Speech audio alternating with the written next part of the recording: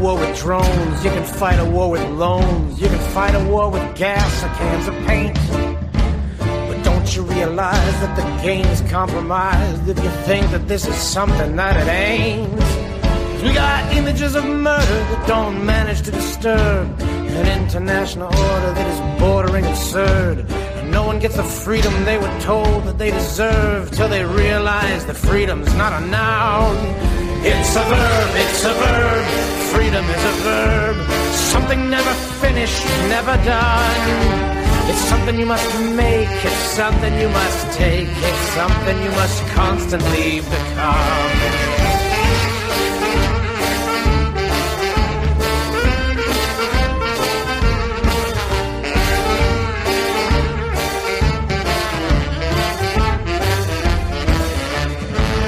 Well, this weekend revolution, it's a radical inclusion.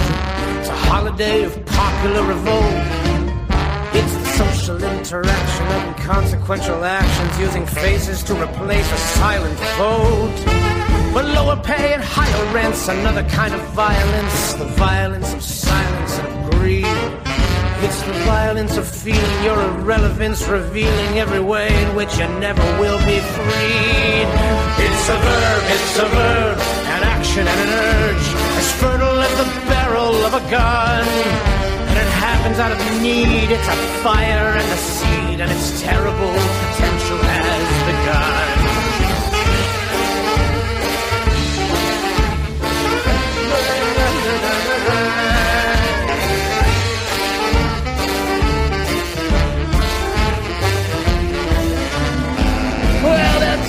Your liberty is constantly in jeopardy. It's something you must loyally defend. But isn't it demeaning when your well-intended meanings mean your means will have to justify your ends? So improvise a barricade of furniture cascading as a carnival of helmets in the flood. For the bottles can be filled with either gasoline or lager or detergent that'll wash away your blood. It's a verb, it's a verb. Freedom is a verb. Something never finished, never done. It's something you can fake, and it's something that'll break if it ain't something that you constantly become. It's a verb, an action and an urge, as fertile as a barrel of a gun. And it happens out of need, it's a fire and a seed, and its terrible potential has begun. Hello, I'm John Coleman from Apuckus Stacey's, an Institute for the Humanities and Alternative College and High School here on New Milford, Connecticut, USA. The purpose of this broadcast is to jump into the April 20 and 26 edition of This Month in Ed with myself and David Rodriguez. My calloused fingers are on the upkeep with guitar, and David is mustachioed, I believe, since we last spoke. So how you doing there out in California? Hey, man, I feel wonderful, man. Great to hear you're playing the guitar and practicing the art form. We were just saying how important art is in previous shows. So that's great to hear. Absolutely. Absolutely. And what's the temperature out in this month of April in California? Is it as hot as they say? I understand there's some sort of heat wave out there. If it's not California, it's Oregon or whatever, Arizona. Yeah, I think they said it was like record heat for how early it was in March and probably here in April as well. So who knows what they're doing in the skies, or maybe it's just the earth trying to heal itself. You know, it's a self-healing organism, kind of like your body. When you have a fever, the fever is trying to get rid of the either the bacteria, or I don't know if it's a virus or something inside of the body to get rid of. So there's some deeper wisdom that I don't fully understand yet, but I'm learning. Absolutely. Absolutely. I heard someone mention as regards chemtrails, but any sort of underhanded stuff, we'll say, with the weather, that it was like a balloon, like those string balloons that children make animals out of. And that we know this from our own lives and with just things in the natural world. You can squeeze the balloon, you can jack with it for a bit, but that water is going to express itself. If it's, in this idea of a water balloon, it's going to come out, and you can play around with sleeping for a while, but your body will get the sleep it wants one way or another, and other things as well. So I think there's a way, there's an equilibrium. There's an equilibrium that's always achieved. And as we approach education, we can maybe revisit this topic of this mechanistic understanding of things I've been playing around with, but I don't want to get too ahead of ourselves here. David, what are your websites? We're going to revisit this at the end, but what are your websites that are down below in the description? You can go to Linktree/David James Rodriguez, and also the Valor Academy is early high school graduation, and I probably will have the homeschool leader coaching program launched when this show goes live. So we're getting into the preparation in the spring for the fall for parents, and I'm here to assist and empower you and your children as they approach the new year, and all the discoveries we're making in education, talking about the news, but providing solutions, because there's a lot of problems out there. But just like John, myself, I'm trying to create solutions for you, not to change the world, but to help you change your world in your house, one family at a time. And you can just go to Linktree/David James Rodriguez with most of my links there. Excellent. And indeed, those are down below in the description. They say that generals are always fighting the last war, and teachers, as you've just indicated, are always preparing for the next semester, long before normal people are in that headspace. So we're already gearing up for the fall and winter or spring semesters next year, believe it or not. So there we go. All right. And just on my end, before we get to our articles, which are also linked below, there's this beautiful website, David. I'm just taken aback by it every time. And that's, of course, Sister Stacy's website. And you can find, for the audience, you can find all of our former episodes on this page. And whilst the news stories change month by month, the principles David and I are hitting on don't. And so these shows are, in fact, evergreen. So avail yourself of them and hopefully benefit. All right. So our first story here is from Tyler Durden. Wow, what's he doing here? From Zero Hedge. So David, should we hop into this, or do you have some preliminary observations? No, I think this is good to see. It takes time for parents out there to realize that the political system is slow. So when they do stuff like in California, as this article will point out, that the school is prohibited from telling parents about their child's gender change, including name change. So that is very immoral and criminal, in my opinion. And so finally, some people took it upon themselves and got up to the Supreme Court, and they have reaffirmed the basic reality, as it says here in the article, that parents' rights are superior to the state. And so that's a little bit of positive news, just kind of seeing that there's a mass swelling of parents getting into action, and some go the political route, some pull their kids out of the school system. But to see this mainstream is, I would say, pretty positive, just to kind of show the direction of the zeitgeist. Excellent. And by the way, just to clarify, whilst this is reproduced on Zero Hedge, this is from Carrie Ingraham from the Epoch Times. So the Zero Hedge article will be down below. But in either case, these actually, the very fact that Zero Hedge or the Epoch Times are as popular as they have become is actually quite encouraging, I believe. Yeah, Epoch or Epic, I don't know how you say it, but right, yeah, they're doing honest journalism, it seems. And I've actually seen them in some of the smaller grocery stores where I'm at, in a more conservative county in Northern California. So there used to be the local heralds and newspapers, and some of them are still there.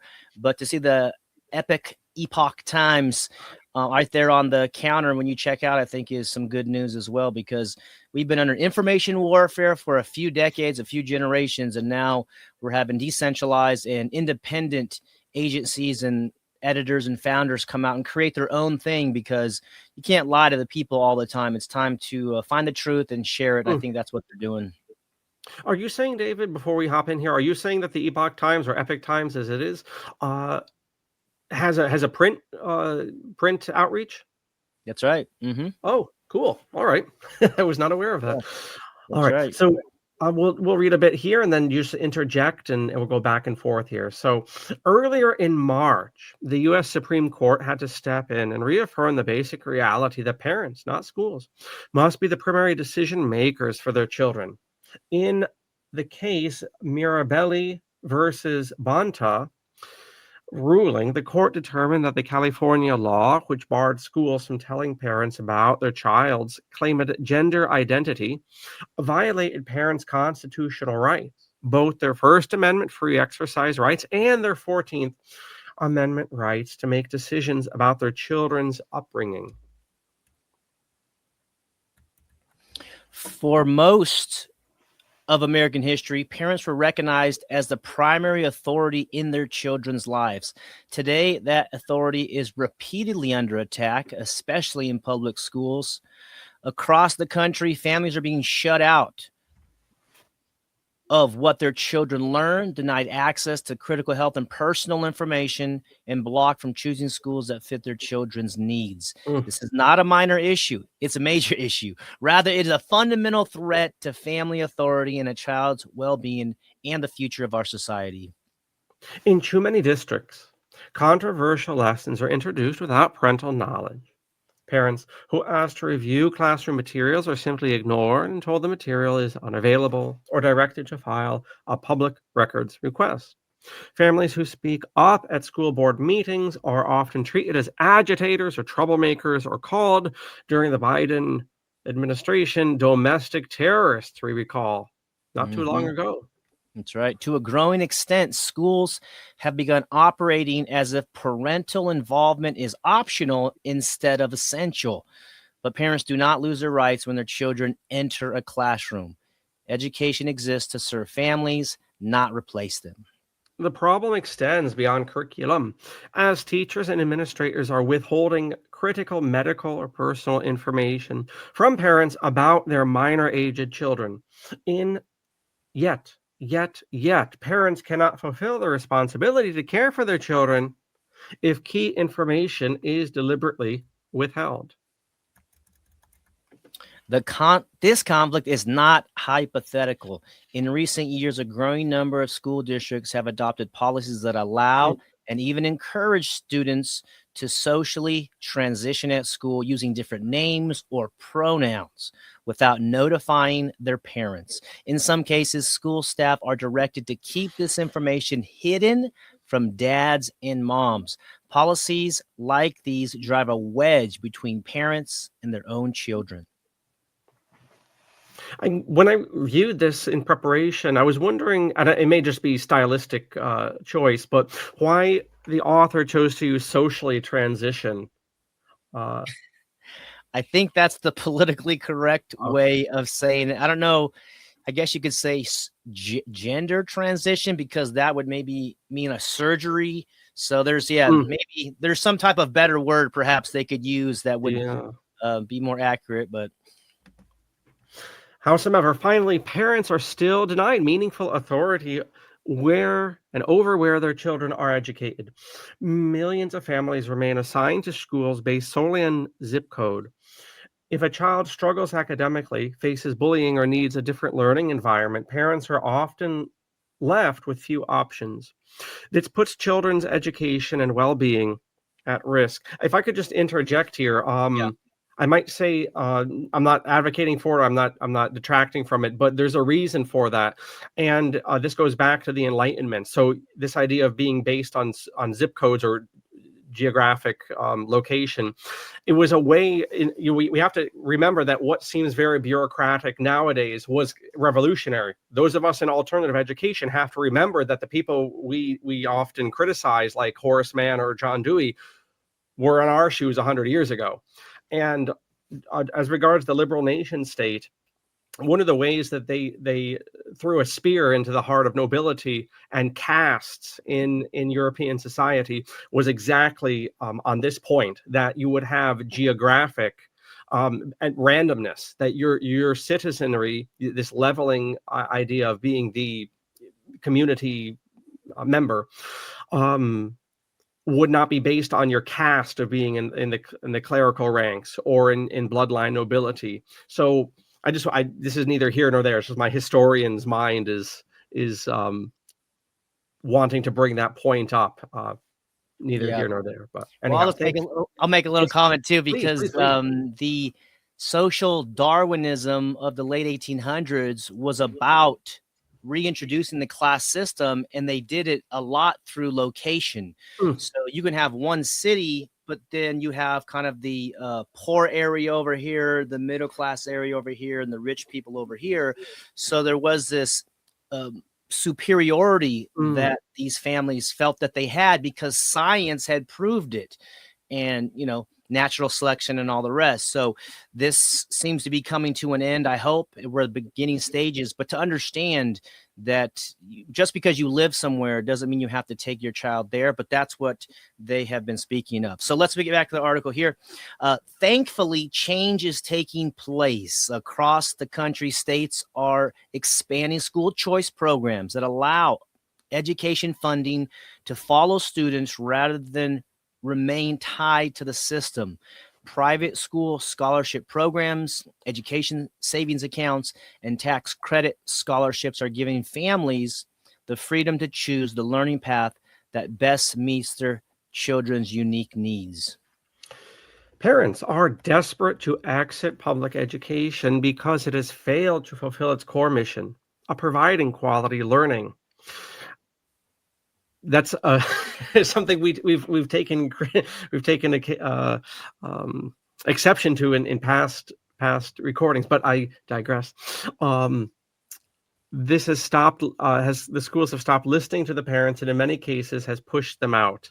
I'm not sure, based off of their marquees, David, public schools. I'm not sure public, which means commercial schools, have ever, to their credit, they put it on their marquees, have ever really been about providing quality learning. The purpose of public schools is to provide good workers. I don't know if this person is reading into something which may not exist. What's your mind on that? It's a good point. I think some of the propaganda, some of the journalists haven't gone down the rabbit holes that you and I and maybe our audience members have through John Gatto and Charlotte Isserbit and Anthony Sutton, proving this point of the purpose of the schools were to create workers, consumers, and clerks, soldiers, all these very immoral and anti-educational components. So they might not be aware of John Gatto and some of these other people who have pointed out conclusively, and I think this is through the Reese Committee too in the 50s, that the purpose of these schools was to serve the large corporations, the large foundations,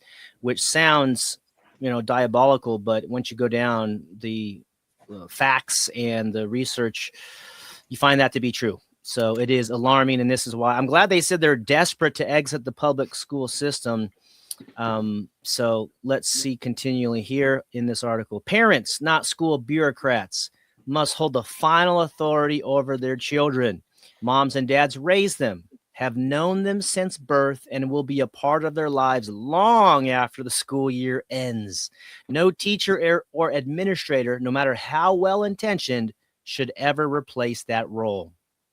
For most of our nation's history, that was obvious. Parents had both the right and the responsibility to direct the upbringing and education of their children, and courts repeatedly affirmed that principle.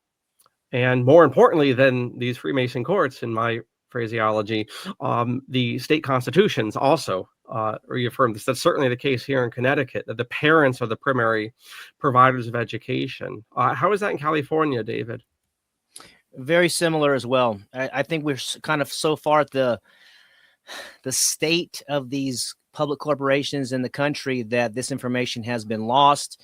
And God bless our parents. My mother was a public school teacher, and there's good teachers in the system, but it's such a bureaucracy that you just don't know what you don't know. and it's kind of like the telephone game. Now you whisper to one person, and then they whisper it, and then 10 people down the road, nobody knows what the original was. So I think parents don't even know their rights. So I think this is kind of part of the awakening that's happening. Yet today, that authority is under threat. Bureaucratic policies, as witnessed in California, are increasingly working to replace the role of parents in a child's life. Excluding parents erodes trust, strips schools of accountability, harms children. Families are sidelined while systems, bureaucracies, dictate what children learn, what personal information they keep private, and even which schools they can attend, leaving children without the guidance of those who know and love them best. Schools should operate with transparency, not secrecy. Parents should be treated as partners, not obstacles, and their decision-making authority must be respected. Children belong to families, not bureaucracies. Institutions should never forget that. Restoring parental authority is not radical. Rather, it is simply a return to a long-standing American principle. Families, not government institutions, are the foundation of society, and parents should be trusted to guide their children's upbringing and education. Bureaucracy is a great French word which enters English, and it literally means tables. Like we have bureaus in our bedrooms or whatever. Bureaus, bureaucracy, and it's a French word for tables. And what a great image for what these things are. Just people who sit at tables all day. If we fail to protect that principle, we risk raising a generation with less parental guidance, less accountability in schools, and fewer opportunities to succeed. When parents are respected and empowered to lead in their children's lives, families grow stronger, and so does the future of our nation. It's time to put parents back in their rightful place as the first, most trusted, and most important decision makers in their children's lives. This Supreme Court decision is an important step in the right direction. Okay. And that's U.S. Supreme Court, and that decision, if you want to look it up, is Mirabelli versus Bonta.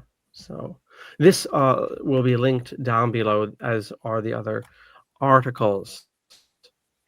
All right, so not too shabby. Some good news there. Some encouraging news altogether. Yeah. There was a county near me, or a district in Anderson, California, that the school board and the parents were getting riled up and passing specific ordinances for their particular city. So it's good to see that now the federal court, the Supreme Court, has recognized the illegality of this order or this policy for teachers or schools to keep this information hidden. I mean, it's criminal, it's ridiculous, and it's I guess showing the surge in the culture that parents aren't going to put up with this, it seems.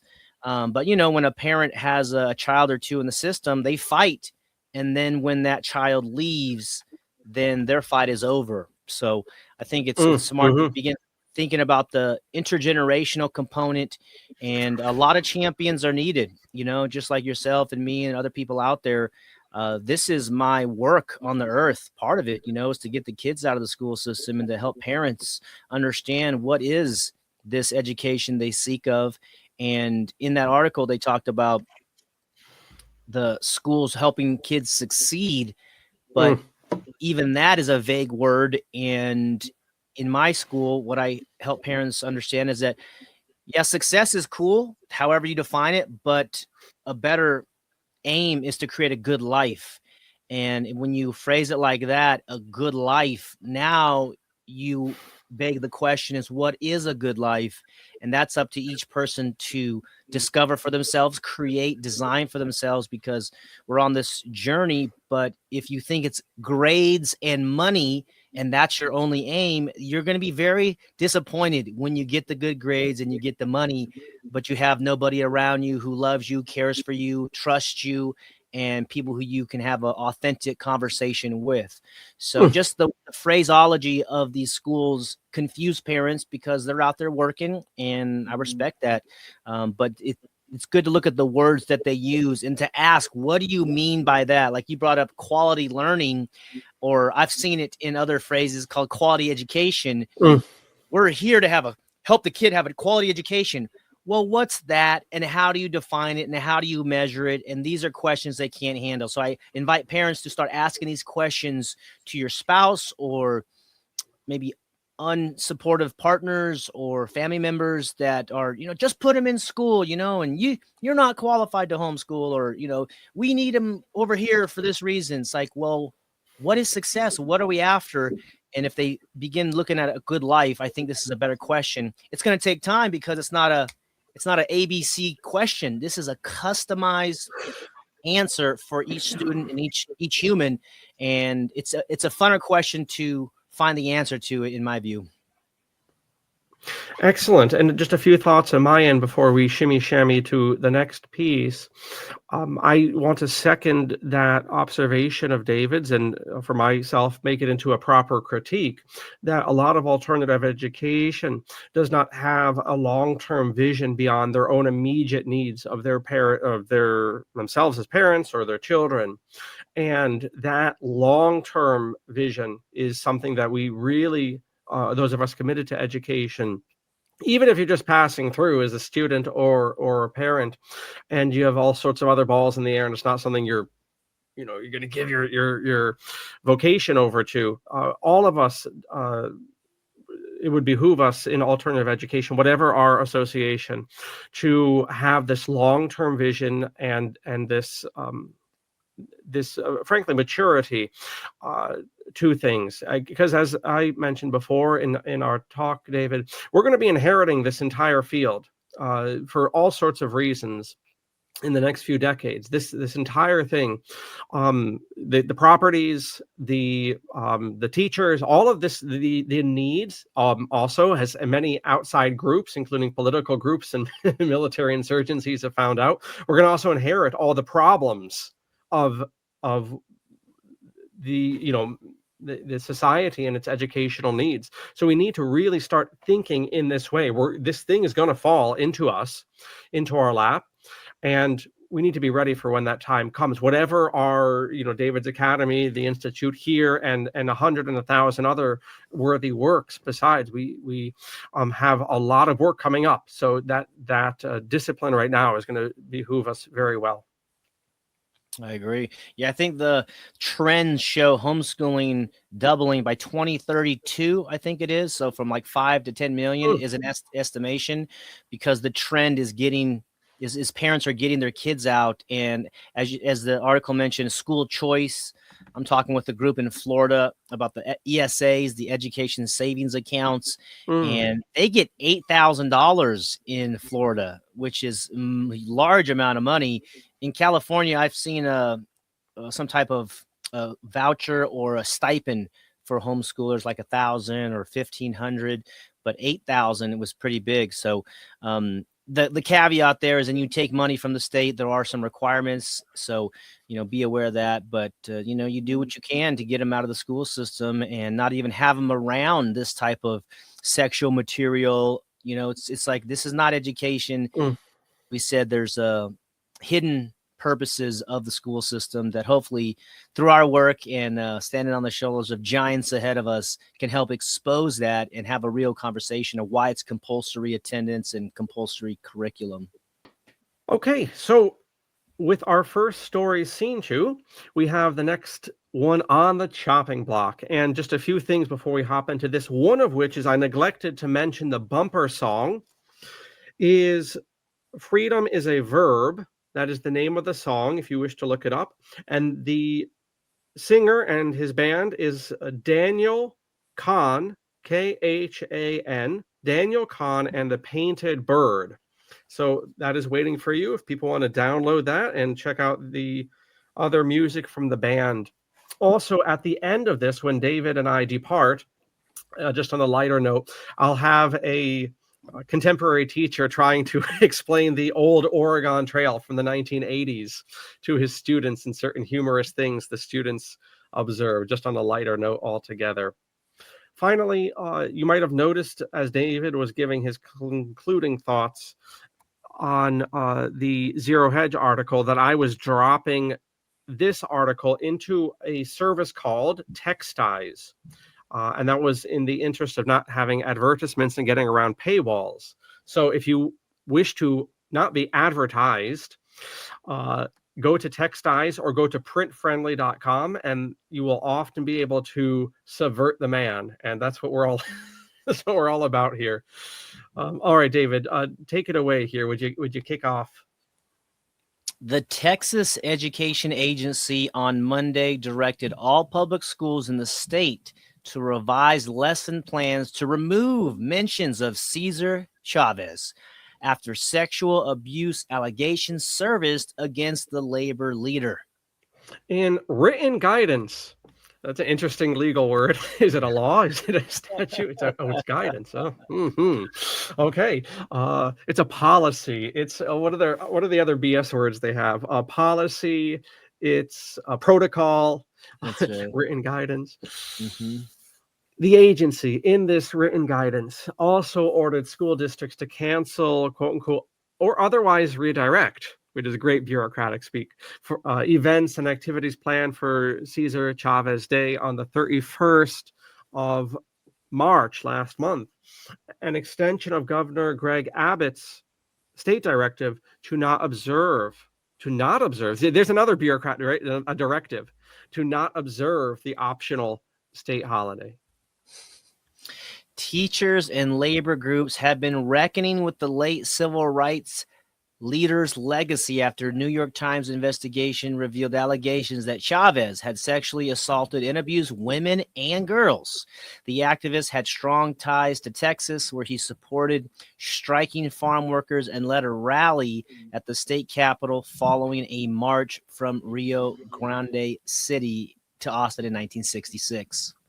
The current state social studies curriculum requires students to learn about Chavez in multiple grades, including 5th grade and U.S. history. But the TEA, I'm reckoning that's the Texas Education Agency, said any teaching of Chavez would also conflict with a portion of the Texas Education Code that says there's another, we should just keep a running tab. So it's codes, directives, whatever the other word was. Anyway, this thing says that teacher cannot be compelled to discuss a widely debated or currently controversial issue of public policy or social affairs. What's the point of school? So you're not allowed to talk about serious ideas. That's right. No controversy allowed. Only what the president and the governor and the head of the superintendent of the state deems correct. But as you'll see here, they were wrong about the morality of this guy. Quote, "This letter serves as formal notice that the Texas Education Agency, TEA, will not consider failure to teach any student expectation focused on Chavez as out of compliance with statutory requirements," the guidance said. And just that phrase alone, it's like I had to read that sentence a few times earlier. I'm just like, yes, what are you saying? Like, just say it. So this is some advice to parents. Like, anytime you see it like this, it's political. They don't want to say we messed up. We're canceling him. But to not consider failure, you're like, who wrote this? Some intern or something, or maybe a very astute political scientist that wants to say something without saying something important. It's, again, what the heck does that mean even? Well, really, let's just spend a hot second on this. What is this statement actually saying? This letter. So what's the letter? This is the current state schools. Okay, the teaching would also conflict. So, this is the written guidance you mentioned earlier. This is the written guidance letter. Okay, so there's another bureaucratic document. So that's the letter that's referred to. Is this other guidance letter? Yeah. Okay, so this guidance letter the Chavez guidance letter serves as a formal notice that the Texas Education Agency will not consider failure to teach any students expectation focused on Chavez as out of compliance. Okay, so they don't have to okay, I guess that's what they're saying. They don't have to teach about Chavez even though it's technically in contradiction because the teaching of Chavez is still on the books, but there's been this amendment to it. Yeah, I think that's what they're saying. Yes. They're basically saying you don't have to teach Chavez anymore, but they worded it inverted, and it's like you got to read it, 3-4 times to understand what the heck they're talking about. So you don't have to teach Chavez anymore because we already have previous directives and counsels that you do have to teach Chavez. That Right, sounds accurate. right. So like, okay, I think I get it here. What a piece of work. Wowzers. Mm-hmm. Go on, David, here. The Texas State Board of Education is in the process of rewriting its K-12 social studies curriculum standards to emphasize a focus on Texas and U.S. history. The board is set to vote in June on the new standards, which TEA expects will remove explicit requirements to teach about Chavez. The Austin School District last week announced that it would celebrate labor leader Dolores Huerta, who founded the United Farm Workers with Chavez and who's been all over the TV this week, on the 31st of March holiday. Huerta told the Times she had been sexually assaulted by Chavez, but kept it a secret for 60 years out of fear for hurting the farm worker movement. So sad. You got to speak truth. If you're getting abused, say something now. Don't stay silent for 60 years, regardless of the movement. Your dignity is more important. Okay, quote, back to the article. And in Houston, the school district renamed the holiday from Cesar Chavez to Farm Workers Day. It is also facing questions about whether to rename its Cesar E. Chavez High School. There we go. The rest is just boilerplate about the Texas Tribune. This article, textized or not, is down below in the description. So any further thoughts, David, before I give some? Thank you. Just right there. Pause right there. It says just that last sentence, to rename the school. So he got accused of sexual abuse. Bingo. Yes, that's what I was. Yep. Go on. Yep. With his co-founder. And because they're so ideological and they want to get these ideas out there of government involvement in the farm and the workers, and they want to intervene themselves, they're going to get them out of the curriculum, but let's leave the name of the school there. So this is just politics, and they probably will rename the school, in my opinion, in time, but bureaucracy moves slow and truth moves fast. So I have an interesting personal anecdote on that. The Mexican side of my family, so my grandfather, Mike Rodriguez Sr., was a fruit labor contractor in the Central Valley of California, Fresno, Kingsburg area. And after he passed, I spoke with my grandmother I was interviewing her, and somehow Cesar Chavez came up. I think I had heard about, like, he wasn't as appreciated amongst the Mexicans as history books or media tells us. And she was so shy, because this is probably 10 years ago now. She was so shy to say that my grandfather didn't like Cesar Chavez. And so I pressed a little bit further. And basically, he was a bureaucrat who was trying to interject himself into the business. So my grandfather would go out to these farm owners, and he would have his contracted labor, and they would go pick peaches, plums, apricots, watermelons, all those things. And then Chavez comes in and says, now you have to, put certain things on the work site. And so he's interjecting into my grandfather's business. And so he didn't like him. And I was like, man, I can't wait till the pendulum comes back, because in the free market, which I believe in, where everything is voluntary, and you have the investor, you have the entrepreneur, and you have the staff and customers, all those people are working voluntarily together. So if the farm worker doesn't like the conditions that he's working under, he can quit. He can go work for somebody else. Whereas a politician comes in there and says, hey, you business owner, you now have to provide these things, even though your farm workers didn't say these things. Now we're here to run your business better than you. And I just thought that was a funny personal story, because I had that conversation with my grandmother this years ago. So it turns out Cesar Chavez not only was he a bureaucrat interjecting using coercion, intimidation, he was violating his co-founders. And I think there was something there, or maybe a different article. It says hundreds of girls and women over 60 years, something crazy like that. And because he's a political figure, people don't want to say something. And I think now with the whole Epstein stuff, you got to say it. You got to come out. Maybe you got to have a strategic release. But if you don't identify and say the truth about these predators, they will continue to harm innocent people.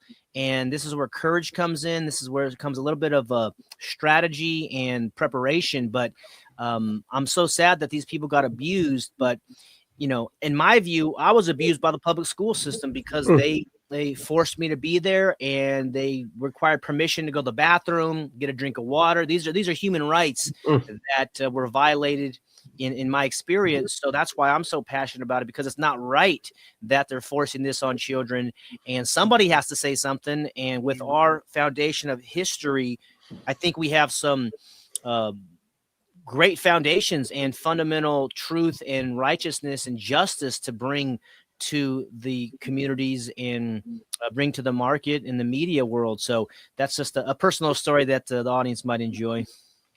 That reminds me, on a lighter note, and then I have a more substantive thing to add to this. Brendan Behan, last month we had St. Patrick's Day. Brendan Behan's an Irish playwright and author from the last century. And in his book, Confessions of an Irish Rebel, Behan, who was very much left-wing and in the labor movement, has an anecdote, and I forget the gentleman's name. He's actually a Roman Catholic saint, the patron saint of abstinence from alcohol. Ironically, the man worked in the Guinness factory. But in any case, there's a very comical section in Behan's Confessions of an Irish Rebel where he contrasts the kind of hagiographical and abstinence memory of this man to, oh yeah, this bastard was working with the bosses all the time. He was always a scab for every strike that they had. He was always scabbing for the boss, and it was just the contrast between the public persona and memory, as we say in the history discipline, the memory of someone or something long after they've passed, and the reality of people who knew them, just like your grandfather's anecdote. And also on this very nerve, there's an excellent short story. You could read it in 20 minutes called Lawley Road, Lawley, Lawley Road, from an Indian author, R.K. Narayan. Lawley Road, and it's a very similar thing where there's a statue, and it's a meditation on actually crowd psychology. There's a statue in India. And one day during independence with Gandhi and all this stuff, David, someone runs in from the library. Oh, I just read this statue. The guy this statue was, he was a horrible man. He did great mischief to us. And the whole saga is them trying to bulldoze and blow up this statue and drag it to some dude's house. And it's a comical story. But then the end of it is, the same guy runs back from the library. No, he was a great humanitarian. He was the greatest person that ever lived. We've been wrong all along. And that's the crowd. And the only thing on a more serious note that caught my attention with this article, and this is something that annoys me way beyond this article, is the word allegation. This has not been proven yet. And I understand the sensitive nature and why people would be quiet about this. And I get that. But we need to be very careful. This is not Europe. And this is not... this is America, and I'm in New England, and there are placards in every town green of men who died to assert the natural right that you're innocent until proven guilty. And with this word allegation, and it's in a lot of ways, and a lot of people are trigger happy because of abuses that have happened. Epstein's the giant one. In different religious communities, they'll just publish allegations. Now there's a whole genre, they call it true crime, and they've run through all the true crime channels on YouTube and on the television. They've run through all the actual crimes that have been adjudicated in court. So now they're just showing body cam footage without any, and it makes a mockery of justice. I don't know this man from Adam, this Cesar Chavez. I'm only very, very peripherally aware of him, really. But the larger point about allegations, we need to, I believe, recover the reality that allegations are not proof of anything whatsoever. And, there's a Texas State House. They can have a court trial, even though the man's not there. They can't punish him, but they can explore this. There are these sorts of things. And I just wanted to bring that up. And there are many other angles too. Anything to add there, David? Yeah, no, that's a very wise point, because we are innocent until proven guilty. And this is part of the philosophy and principles of this whole country, is that government's the problem. So if somebody wants to come after somebody, they can just pay some scab, nobody, and they will make an affidavit and perjure themselves. But if it fits into political alignment with the political people, then they will support that. So there's a phrase that says it's better for 99 guilty people to go free than one innocent person to be convicted. So justice is part of the evolution of consciousness. And even, the point is very valid about accusing somebody, alleging something, and we are all innocent until proven guilty. So that's a great point. I hope there is maybe a post-mortem type law case, or how to go over the evidence to prove.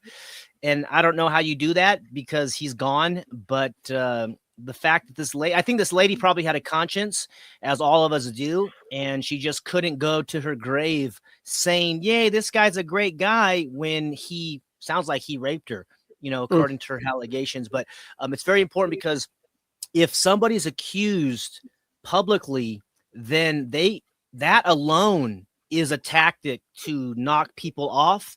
And it's in the accusation that you lose your business, you maybe lose your wife or husband or something, or you lose support. And then the court trial comes a year, sometimes 18 months, 2 years later, after it was hot news. And maybe 10% of the people find out, oh, this guy was accused of something. Well, turns out that didn't happen. And, some of these things, even like Michael Jackson, imagine this guy, big rock star. And, they said all the stuff about him. But now I think the pendulum's coming back on that, where the boys coming out saying, my father told me to accuse him. He didn't accuse me, but the damage was already done in the media. So it is a very astute point to be aware that you're innocent until proven guilty. And if you're interested in a case, then you got to follow up on it and take control of your mind back, because they use the short attention spans that we all have now with this guy, flamboyant and, hot news trending. And then, I guess whatever happened, that guy got accused. Oh, he was vindicated and he's innocent. What? So he lost his business and all these things. So that's a very awesome perspective that you brought up. I think parents should really, pay heed to that. There are 5 men I've known in these 30 years in town here. There are 5 teachers I've known that have been accused of impropriety, and their names, when we still had a town paper, were splashed all over the paper. Those 5 men were found innocent, all of them years after. And that didn't stop them from having ruined lives. These are very serious things. And I'm going to speculate here, because the script writers, shall we say, the script writers are getting worse and worse, David. And, they killed Baghdadi the same way they killed bin Laden about 10 different times. And I've seen this sort of thing happen before. So people may remember, I'm speculating here, and I'm remembering that in the 2016 election, there was something called Pizzagate. Making a parallel to Epstein, and something that may be going on right now. During the Pizzagate affair, there was a lot of weird things at this DC pizzeria, so-called. Some of it was weird. Some of it got out of control, and I've seen the system just let people run their mouths. They get crazy after a while. So you just let people kind of ferment in one direction and just let them talk, and they seem insane to people. And then there was, on the opposite end, how you deflect from what I believe was a reality with Pizzagate. which was connected to Clinton and Podesta and, oh, wow, what we would call the Epstein thing right now. Then there was this other thing much bigger than the eccentricities of Pizzagate called the Me Too movement. The Me Too movement was a sacrifice bunt. You know in baseball, David, what a sacrifice bunt is? That's right. Right? Everyone knows this. The Me Too movement, right? There was hanky-panky, there was wickedness with, and they always have a sacrificial lamb. So in 2018, it was Madoff. Now it was going to be Harvey Weinstein, probably creeps, probably, jerks, but just a sacrifice bunt. And the Me Too movement, which was talking about adult impropriety and the so-called casting couch, the system was willing to sacrifice that in order to protect the deeper wickedness, in my estimation. And I wonder, this is pure speculation at this hour, if something like Cesar Chavez and who knows how many other icons, so-called, will be, or maybe brought to light justly. It remains to be seen. Because of Epstein, I mean, we're in this. I'm speaking for myself. We've been dragged into a giant war in the Middle East, largely to cover up from this.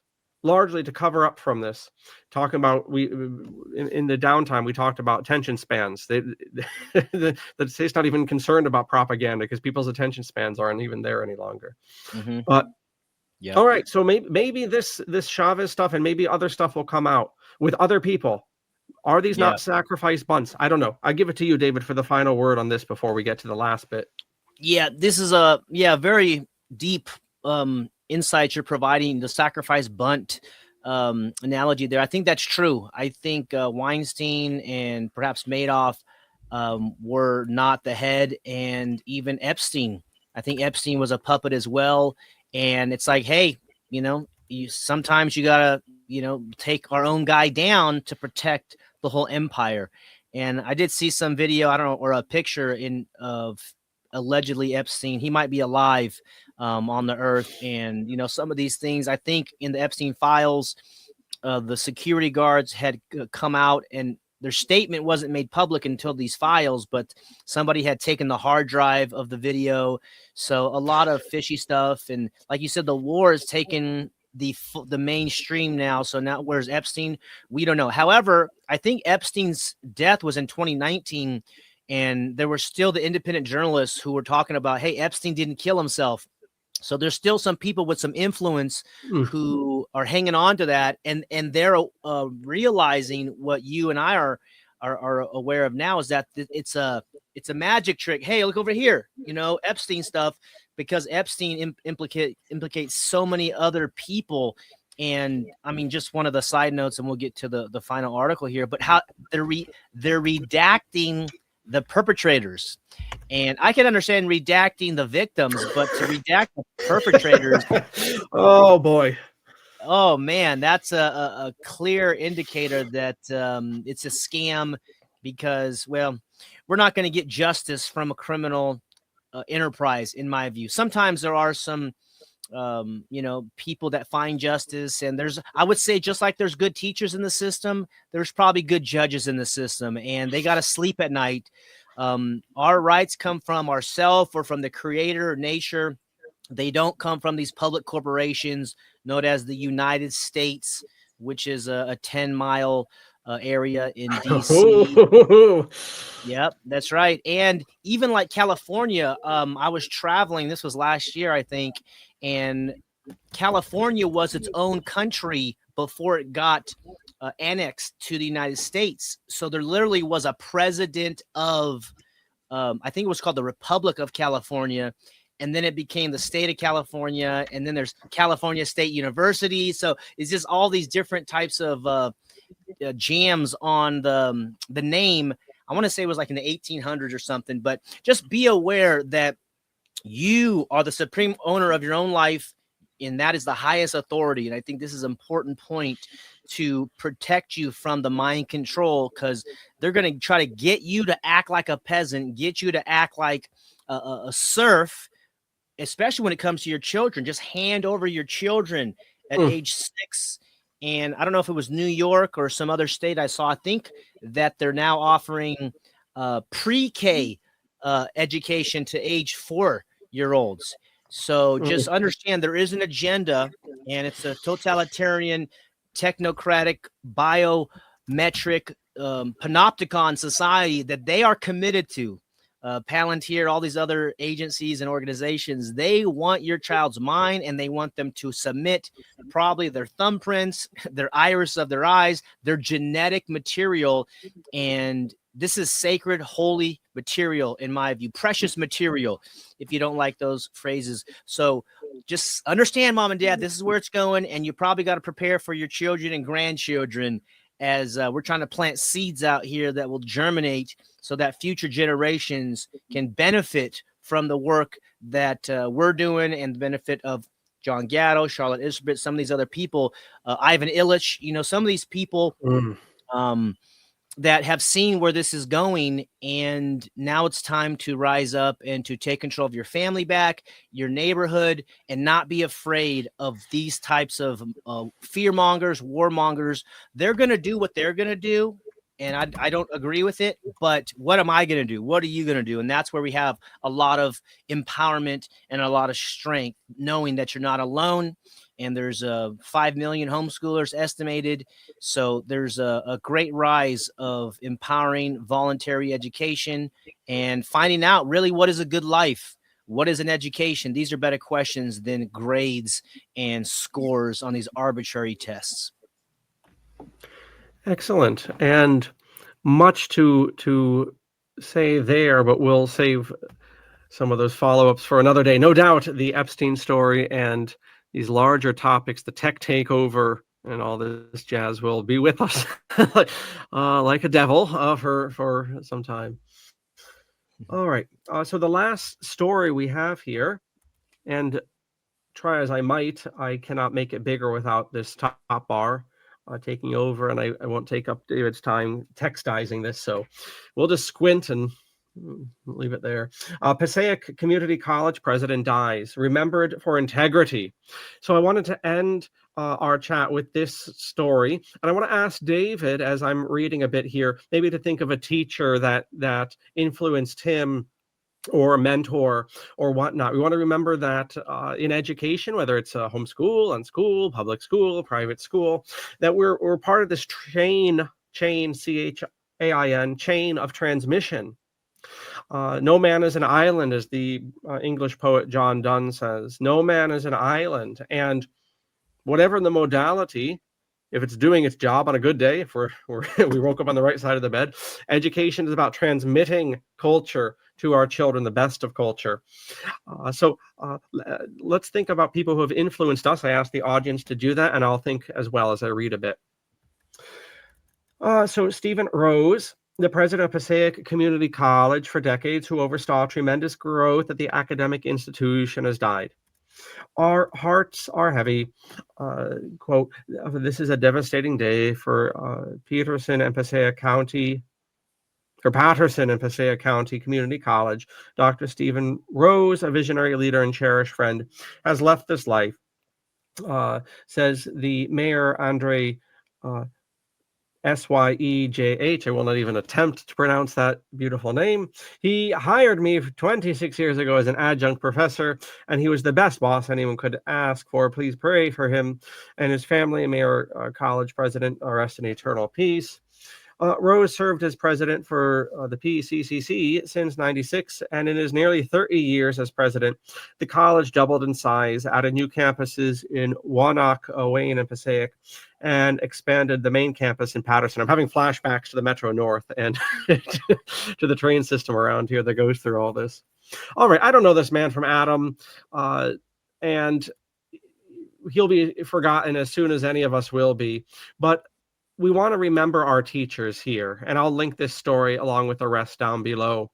But we want to remember also a lot of the talents of people, and as we inherit in the coming decades, those of us who've been on the outside, we have you think it's bad being on the outside of the education world or being on the alternative. Wait till we are on the inside. Wait till we're running the ship. This is a formidable challenge, as many religions and many rebel groups have found out in history, to be on the in the leadership, in the guidance of a people is a tougher road to hoe often than being off in the back of Beyonds.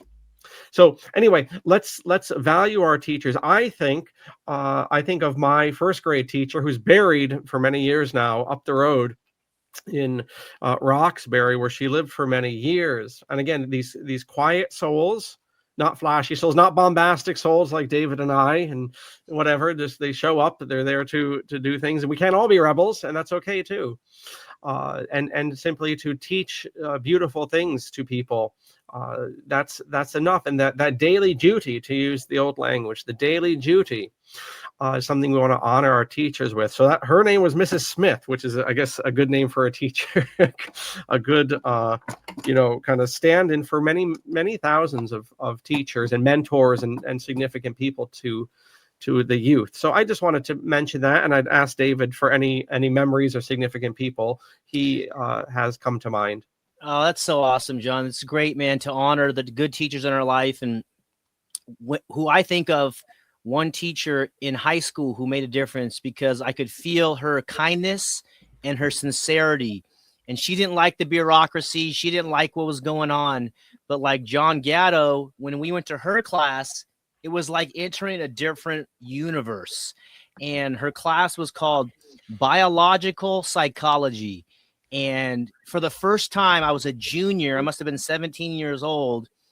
I was learning about my mind. I was learning about my brain and the brain-body connection. We would do meditations like laying on the ground. We would bring our sleeping bag and our pillow. And we got to like rest for 20 or 30 minutes of class, and it was just a respite from the chaos of other classes. And I don't know why I remember this, but she helped me understand the basics of the left brain and the right brain. And there was a guy named Phineas Gage, and I think was a railroad worker. He had a piece of metal shoot through, and it yes, severed. I've heard about this dude.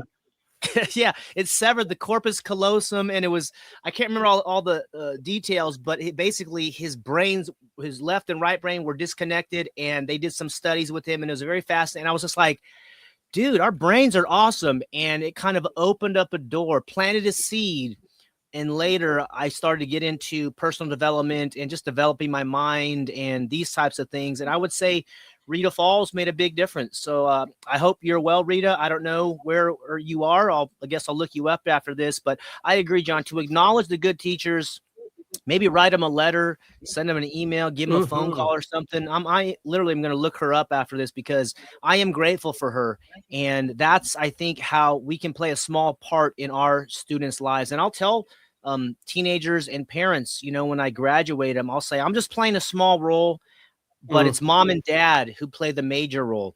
And because mom and dad, you love your children, you're going to be around in 5 years, 10 years, 20 years.